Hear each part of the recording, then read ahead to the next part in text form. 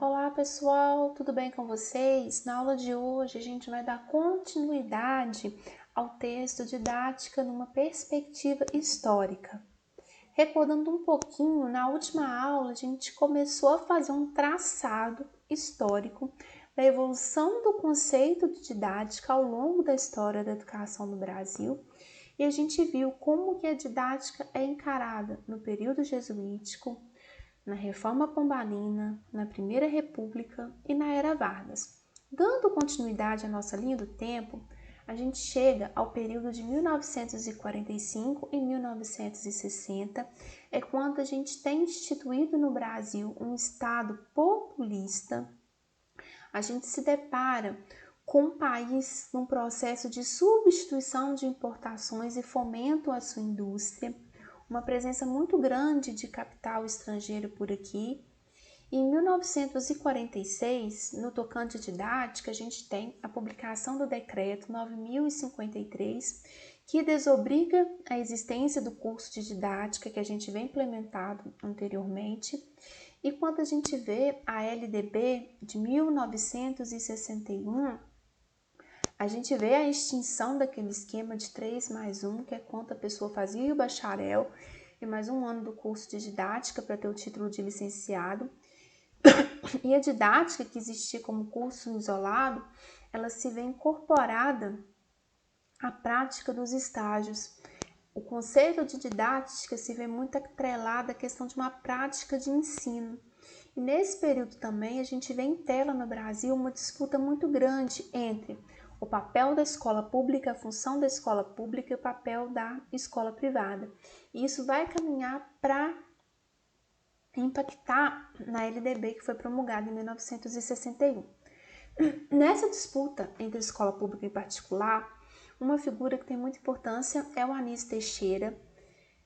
Nesse período da era populista, o Anísio Teixeira ele teve à frente do INEP e da CAPES. E o Anísio, ele, como vocês já viram anteriormente, ele era um cara que dava muito valor à educação. Então ele fomentou, nesse período que ele teve de gestão, o desenvolvimento de uma série de pesquisas que falassem sobre a prática pedagógica, sobre política educacional, para a realidade do sistema de ensino brasileiro. E o Anísio, ele se enquadra numa vertente, numa corrente que se diz renovadora, que são aqueles que são defensores de uma escola pública, universal e gratuita. E para ele defender esses três pilares, ele vai ser alvo de ataques. Mas ataques de quem? O ataque da ala conservadora, que é chamada Reação Católica. Existiu nesse período uma campanha católica da ala conservadora contra a escola pública, gratuita e universal, porque considerava que quando você instituía uma escola pública obrigatória e gratuita, você tirava o espaço de outro tipo de escola, ou seja, da escola particular ligada a vertentes religiosas, e você tirava a liberdade de escolha. Ao mesmo tempo que eles defendiam que uma escola leiga ela instrui, mas ela não educa. Educação é ser vinculada à questão de moralização dentro dos preceitos católicos. Então, eles vão bater muito na tecla de que a igreja é importante a igreja estar ligada à educação, porque a igreja e a família, essa questão dos valores morais, dessas duas instâncias, eles existem para suplementar a ação do Estado na educação. Em 1958, a gente vê a promulgação a gente vê o substitutivo do Carlos Lacerda, que vai defender a iniciativa privada de ensino e que o papel do Estado é suprir recursos financeiros para tal. Então, nisso, a gente vê que a maioria das escolas de segundo grau, nesse contexto, pertencem a ordens religiosas e esse pertencimento à esfera particular é algo que, de certa forma, vai retardar a democratização do ensino no Brasil e favorecer o ensino da elite, continuar essa divisão que a gente vê do acesso ao ensino. Então, nesse contexto, a didática ela é muito pragmática, ligada à prática de ensino. A gente vê nesse momento a questão da didática muito ligada aos processos, aos métodos, se distanciando da questão da discussão da aquisição do conhecimento. E por se voltar muito para a prática de ensino, ela acaba desconsiderando o contexto social, que hoje a gente sabe que é um elemento que acaba impactando no que acontece dentro da sala de aula. Nesse período também a gente tem a existência de um programa americano-brasileiro de auxílio ao ensino alimentar. Essa formação didática se vê muito ligada ao que acontecia nos Estados Unidos, ao que se pensava nesse lugar.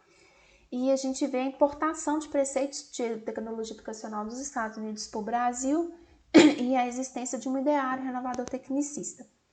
Pós 1964, a gente tem a questão da ditadura militar e a gente vê muito prevalecendo no cenário o tecnicismo.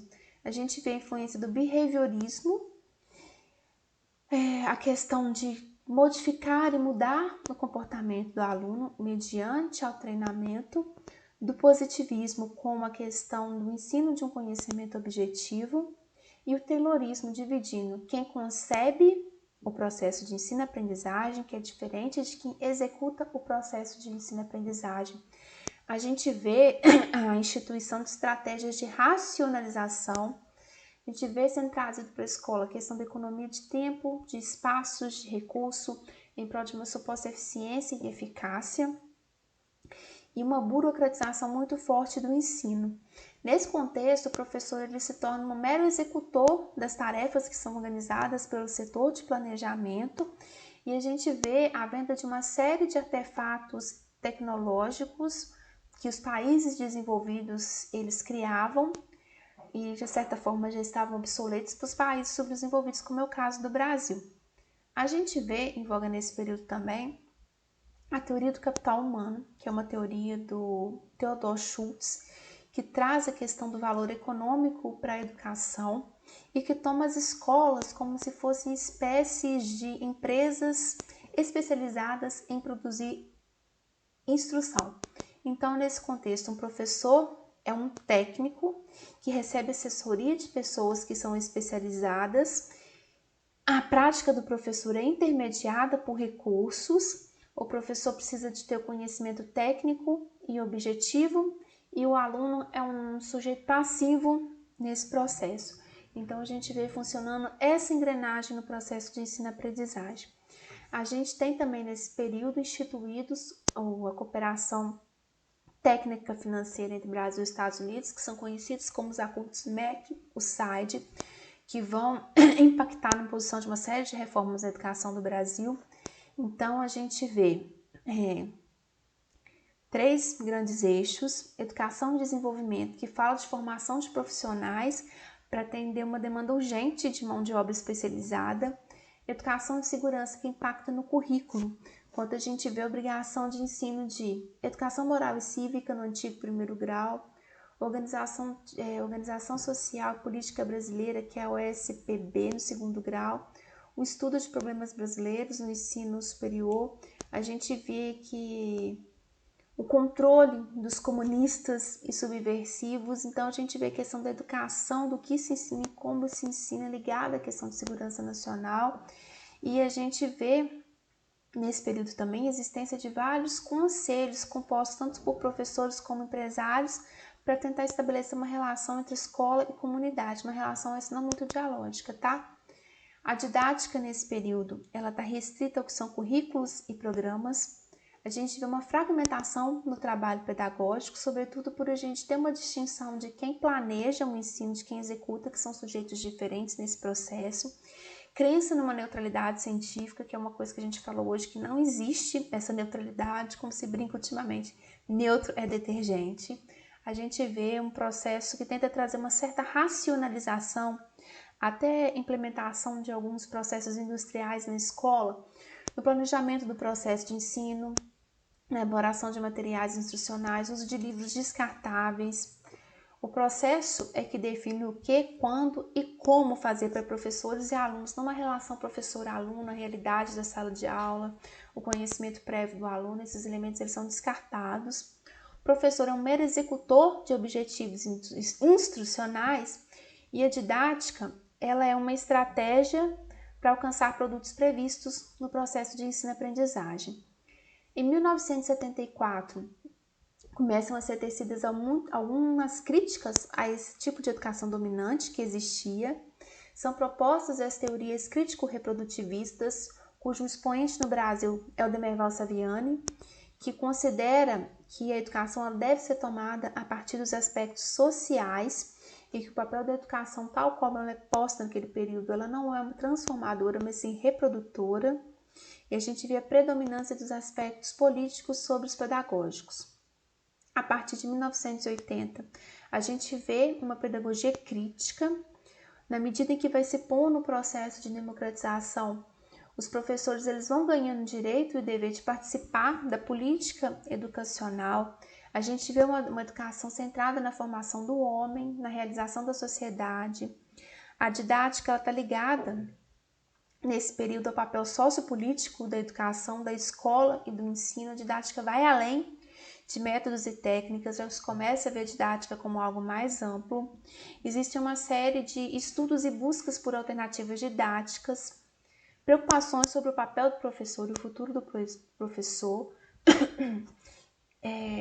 preocupações também para se compreender e analisar a realidade social na qual a escola está inserida como algo que impacta no processo de ensino-aprendizagem, uma série de mudanças sobre o modo de pensar e agir do professor e a busca por uma certa democratização do saber. Na década de 1990, esse quadro ele se modifica, porque a gente vê prevalecendo na política educacional no Brasil um projeto neoliberal, o impacto da globalização das tecnologias. Isso, de certa forma, acentua e amplia a exclusão social e cultural. A gente vê a partir desse período, mudando as atribuições da escola, um certo reducionismo técnico, por alguns documentos oficiais que começam a nortear a formação de professores, que no caso são as DCNs, que são as Diretrizes Curriculares Nacionais para a Formação de Professores. A gente vê nesse período também começar a ser difundido o discurso da pedagogia de competências e existir avaliação de resultados. Nesse contexto, a gente vê que a didática ela se preocupa muito com a formação de um tecnólogo de ensino que é um mero executor de atividades burocráticas e acríticas, e no outro lado a gente vê uma segunda corrente que quer aprofundar e favorecer a perspectiva crítica da formação de professores. Se de um lado a gente vê o professor como um burocrata e um acrítico, de outro lado a gente vê uma vertente que defende o professor como um agente social. A partir dos anos 2000, a gente vê um crescimento muito grande, uma expressiva produção acadêmica no Brasil no que diz respeito à didática, ampliação do enfoque crítico e colocação de alguns pontos, como, por exemplo, a educação vista como uma prática social e um processo permanente de construção e de emancipação, o compromisso com a democratização da escola pública, ou seja, a edificação de uma escola pública para todos e de um ensino de qualidade para as classes populares, o professor tomado não como um mero executor, mas como um agente social, uso de metodologias de pesquisa para auxiliar no desenvolvimento das habilidades profissionais do professor. E o ensino, ele é visto como uma prática social concreta, e isso vai, de certa forma, agregando e somando a construção do objeto de estudo da didática.